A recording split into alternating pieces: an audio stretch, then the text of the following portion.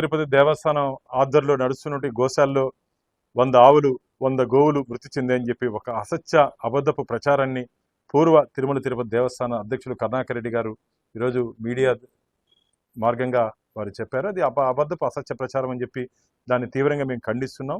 నేనైతే కరుణాకర్ రెడ్డి గారికి ఛాలెంజ్ చేస్తున్నా, రేపు ఉదయం రండి, మీరు చెప్పింది అబద్ధం అని చెప్పి మేము నిరూపించడానికి మేము సిద్ధంగా ఉన్నాం. అది నిరూపించిన తర్వాత మీరు అబద్ధం చెప్పారని చెప్పి మీరు నిరూపించిన తర్వాత మీరు రాజకీయాల నుంచి తప్పుకునేదాన్ని మీరు సిద్ధంగా ఉన్నారని చెప్పి భారతీయ జనతా పార్టీ సవాల్ విసురుతా ఉంది. ఎందుకు ఓడిపోయి ఇంట్లో కూర్చున్నాక ఇంకా మా ఎన్డీఏ కూటమిని ఏదో ఇబ్బంది పెట్టాలని చెప్పి ప్రజల్లో మాకున్నటువంటి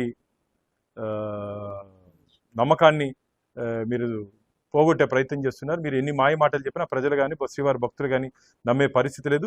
ధార్మిక క్షేత్రాన్ని ధనార్జన క్షేత్రంగా చేసినటువంటి మీ మాటలు నమ్మే పరిస్థితిలో గోవింద భక్తులు కానీ ఆంధ్రప్రదేశ్ రాష్ట్ర ప్రజలు లేరని చెప్పే విషయాన్ని మీరు గుర్తుపెట్టుకోవాలి.